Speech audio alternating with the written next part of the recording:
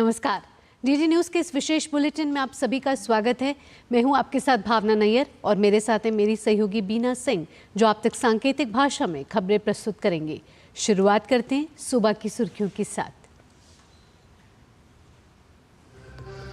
राष्ट्रपति द्रौपदी मुर्मू ने कतर के आमेर के सम्मान में दिया रात्रि भोज। दोनों देशों के बीच कई अहम समझौतों पर हुए हस्ताक्षर।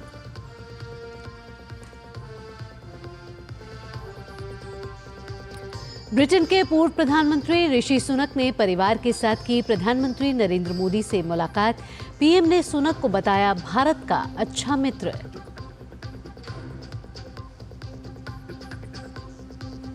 आज सामने आ सकता है दिल्ली में मुख्यमंत्री का चेहरा। शाम को होगी बीजेपी विधायक दल की बैठक। रामलीला मैदान में कल भव्य समारोह में शपथ लेगी नई सरकार।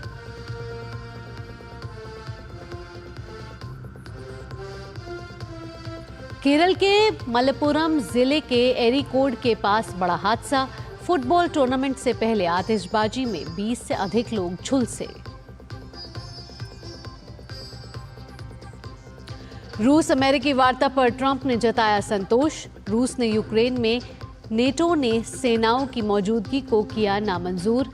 जेलेंस्की का भी यूक्रेन को गैर मौजूदगी में कोई भी फैसला मानने से इनकार।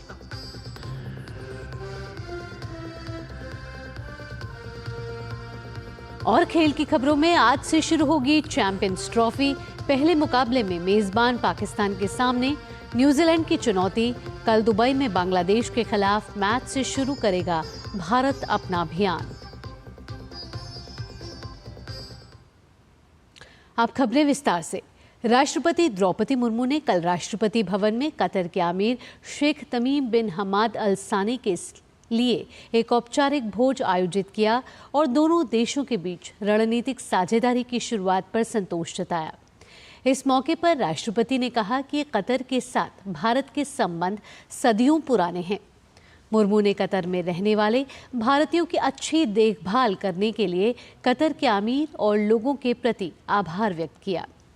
राष्ट्रपति ने कहा कि दोनों देशों के लोग सदियों से सांस्कृतिक आदान प्रदान और परंपराओं के माध्यम से एक दूसरे से जुड़े हुए हैं। राष्ट्रपति मुर्मू ने पिछले वर्ष लगभग 14 अरब अमेरिकी डॉलर के द्विपक्षीय कारोबार का हवाला देते हुए कहा कि कतर के भारत में बढ़ते निवेश से दोनों देशों के बीच आर्थिक संबंध मजबूत हुए हैं। उपराष्ट्रपति जगदीप धनखड़, प्रधानमंत्री मोदी और कतर के उच्च स्तरीय प्रतिनिधि मंडल के सदस्यों सहित अन्य गणमान्य व्यक्ति भोज में शामिल हुए।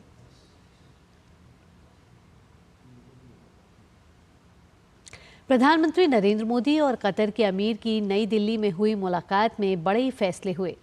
जिन सहमति पत्रों का आदान प्रदान हुआ उनमें द्विपक्षीय रणनीतिक साझेदारी की स्थापना पर समझौता, दोहरे कराधान से बचाव और राजकोषीय चोरी की रोकथाम के लिए संशोधित समझौता, वित्तीय और आर्थिक सहयोग से जुड़ा सहमति पत्र, खेल एवं युवा मामले और दस्तावेज एवं अभिलेखागार क्षेत्रों में सहयोग से जुड़ी सहमति पत्रों के साथ साथ इन्वेस्ट इंडिया और इन्वेस्ट कतर के बीच सहयोग और CII और कतर व्यापार महासंघ के बीच सहयोग से जुड़े सहमति पत्र शामिल हैं। दोनों देशों ने रिश्तों को नई ऊंचाई पर ले जाने पर सहमति जताई। दोनों पक्षों ने द्विपक्षीय निवेश संधि पर बातचीत में तेजी लाने पर सहमति व्यक्त की। साथ ही दोनों पक्ष द्विपक्षीय व्यापक आर्थिक साझेदारी समझौते की संभावना तलाशने पर भी सहमत हुए। दोनों पक्षों ने 2030 तक द्विपक्षीय व्यापार को दोगुना करने का भी लक्ष्य रखा है। वहीं कतर ने भारत में 10 अरब डॉलर का निवेश करने का प्रतिबद्धता भी जाहिर की है। दोनों पक्ष संबंधित मुद्राओं में द्विपक्षीय व्यापार के निपटान की संभावनाएं तलाशने पर भी सहमत हुए हैं।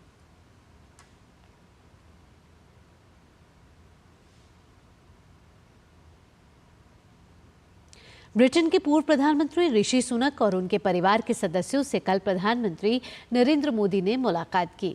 पीएम मोदी ने सुनक के साथ हुई मुलाकात को सार्थक बताया और कहा कि बैठक के दौरान हमारे बीच कई विषयों पर बेहद महत्वपूर्ण बातचीत हुई है। पीएम ने कहा कि सुनक भारत के बहुत अच्छे मित्र हैं और वे दोनों देशों के संबंध मजबूत करने के पक्षधर भी हैं। दिल्ली में कौन बनेगा मुख्यमंत्री, इस सवाल का जवाब आज मिल जाएगा। सभी 48 नवनिर्वाचित विधायकों की बैठक आज बुलाई गई है। इस बैठक में विधायक अपना नेता चुनेंगे और वहीं दिल्ली का मुख्यमंत्री होगा। हालांकि पार्टी विधायक दल की बैठक से पहले केंद्रीय पर्यवेक्षकों की नियुक्ति की जाएगी, जिनकी मौजूदगी में नेता का चयन होगा। हालांकि सीएम पद के लिए पिछले कुछ दिनों से जो नाम सामने आ रहे हैं, उसमें प्रवेश वर्मा, रेखा गुप्ता, सतीश उपाध्याय और आशीष सूद जैसे बड़े चेहरे हैं। लेकिन पिछले कुछ ट्रैक रिकॉर्ड को देखकर यह भी कहा जा रहा है कि इन सबसे अलग कोई नया और चौंकाने वाला नाम भी हो सकता है। बीजेपी भले ही दिल्ली में सीएम का नाम नहीं बता रही है, लेकिन नई सरकार के शपथ ग्रहण की जोर शोर से काफी भव्य तैयारियां चल रही हैं। शपथ ग्रहण समारोह कल रामलीला मैदान में होगा। इसमें भाजपा के कई बड़े नेता शामिल होंगे। कार्यक्रम की शोभा और आकर्षण में किसी भी प्रकार की कमी न रह जाए, इसका पूरा खास ख्याल रखा जा रहा है। मंगलवार को दिल्ली भाजपा अध्यक्ष वीरेंद्र सचदेवा और पार्टी नेता तरुण चुग रामलीला मैदान पहुंचे और तैयारियों का जायजा लिया। सूत्रों के मुताबिक शपथ ग्रहण समारोह में प्रधानमंत्री नरेंद्र मोदी, केंद्रीय गृह मंत्री अमित शाह सहित भाजपा के शीर्ष नेताओं के शामिल होने की उम्मीद है। इसके अलावा 20 राज्यों के मुख्यमंत्री भी शपथ ग्रहण समारोह में शामिल होंगे। कुल मिलाकर लगभग 30,000 अतिथियों को शपथ ग्रहण समारोह के लिए न्योता दिया गया है। केरल के मलप्पुरम जिले में एरिकोड में 7A साइड फुटबॉल के दौरान एक दर्दनाक हादसा हो गया। खचाखच भरे स्टेडियम में मैच शुरू होने से ठीक पहले अफरा तफरी का माहौल देखने को मिला, जब अचानक से पटाखे जलने लगे। पटाखों के मिसफायर होने के कारण स्टेडियम के अंदर भगदड़ की स्थिति मच गई थी, जिसके कारण मैच देखने आए 20 लोग घायल हो गए। मैच शुरू होने से पहले स्टेडियम में आतिशबाजी की जानी थी। जैसे ही इसकी शुरुआत हुई, पटाखे बेतरतीब तरीके से स्टेडियम में इधर उधर फैल गए। अचानक से हुई इस घटना के कारण मैच देखने आए दर्शकों के समझ में भी कुछ नहीं आया। ये तब और ज्यादा भयावह हो गया जब पटाखे दर्शकों के बीच में जाकर जलने लगे। नतीजा ये हुआ कि कई फैंस बुरी तरह से झुलस गए। ऐसे में आनन फानन में घायल दर्शकों को पास ही के निजी अस्पताल में इलाज के लिए ले जाया गया। नई दिल्ली रेलवे स्टेशन की घटना की जांच पर भ्रामक मीडिया रिपोर्ट्स पर भारतीय रेलवे ने स्पष्टीकरण दिया है। स्टेशन पर शनिवार को हुई दुर्भाग्यपूर्ण घटना की जांच को लेकर कुछ मीडिया रिपोर्ट्स में गलत और भ्रामक जानकारी दी गई है। इन रिपोर्ट्स में आरपीएफ जांच रिपोर्ट के हवाले से दी गई जानकारी असत्य है। इस घटना की जांच के लिए उत्तर रेलवे की 2 सदस्यीय उच्च स्तरीय समिति इस घटना की जांच कर रही है, जिसके तहत अब तक 100 से अधिक व्यक्तियों के बयान दर्ज किए जा चुके हैं।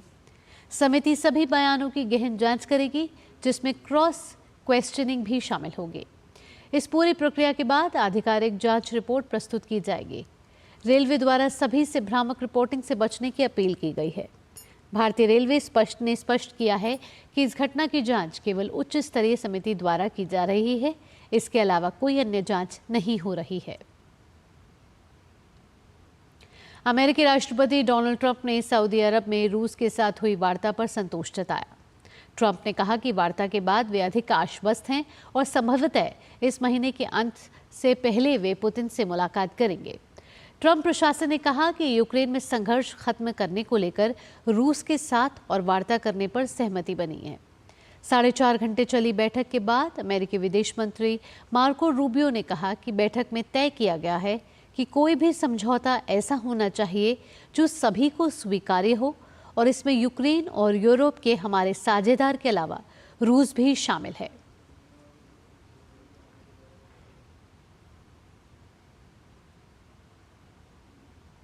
चैंपियंस ट्रॉफी 2025 की शुरुआत आज से हो रही है। टूर्नामेंट हाइब्रिड मॉडल के तहत पाकिस्तान और दुबई में खेला जाएगा।